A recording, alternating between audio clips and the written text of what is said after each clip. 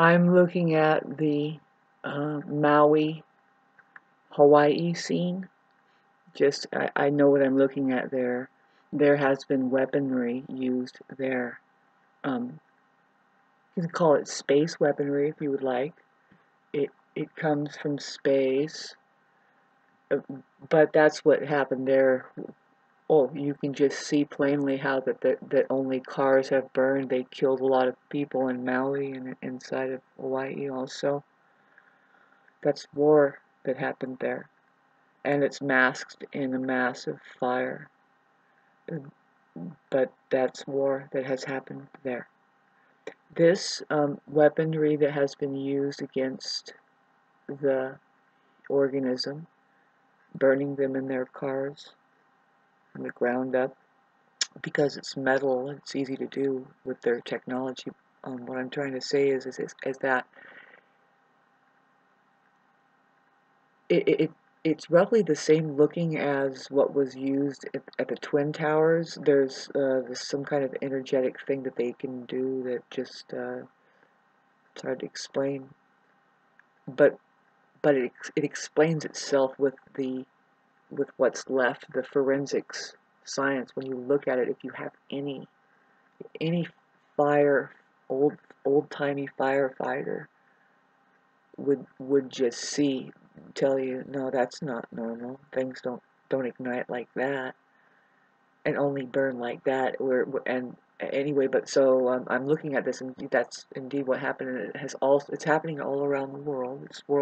It's part of what we're seeing is a change of hands when it comes to the entire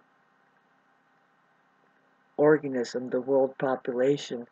There's a perfect opportunity amongst all of the chaos, which is always here, for the organism itself to get itself together, somehow self-organize, which the only reason why it hasn't happened is because this is the only thing it's capable of that it has not been able to tap into for whatever reason.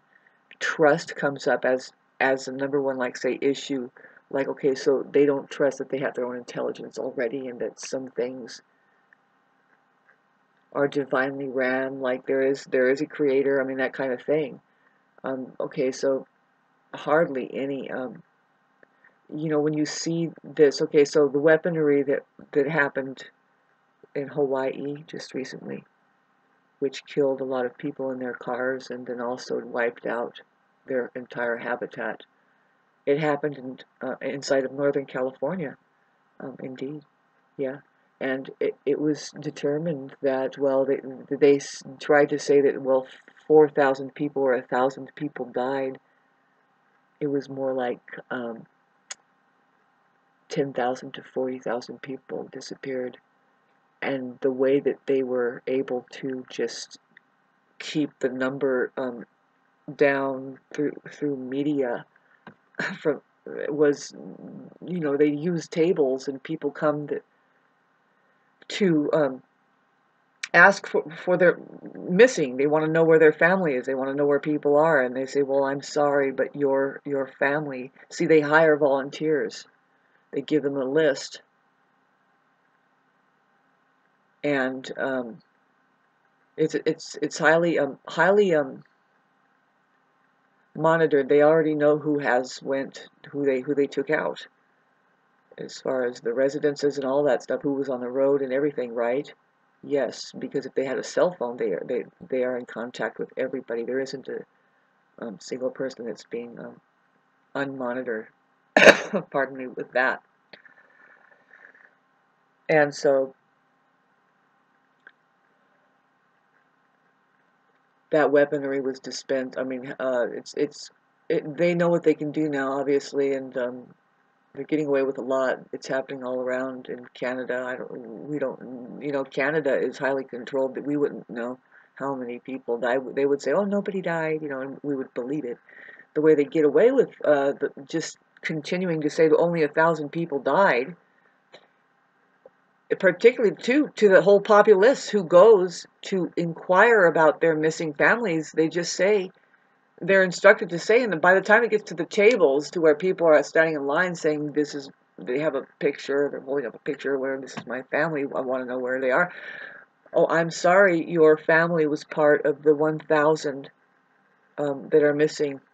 And they just keep saying that, and people that are volunteers, they don't know any better. They're most likely women. They just give them a list, and it's being checked off, and then they just keep it at that number. Sorry, it's just yours is part of the 1,000 that are missing. It's like, no, actually, it's growing up to 60,000.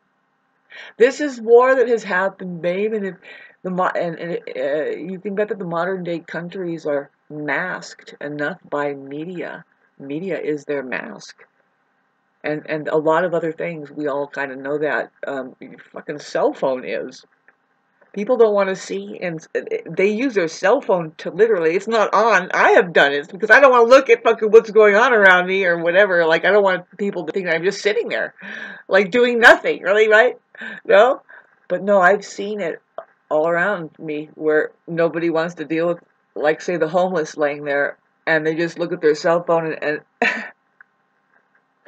His, and you know who wrote about that? George Orwell, called 1984. He says, "Oh yeah, no, we're gonna get these things." And how did he know? You know, well, he knew what Tesla had put together. You know, and already that was in the 1800s that Tesla did that. When did George Orwell live and write that book? See, I am that ignorant to ask that. I don't care. Let us know. Let's tell people about those Bibles. I don't know. We do know, actually. I love my grandmother. She was always excited about the times, you know, like what's going to happen next, and she was kind of cashing her chips and really just being attacked. I hate to say it. I had no control over that. I mean, I don't want to get into that, but boy, she let me know that thoroughly. She says, "Man, that kind of thing that you have karma, the way that you go out, hi Jesus, is your karma. You know, so there's the right way to live, and then the wrong way to live." Which is like most people are doing the wrong way to live, so they're going to be doing the wrong way to die.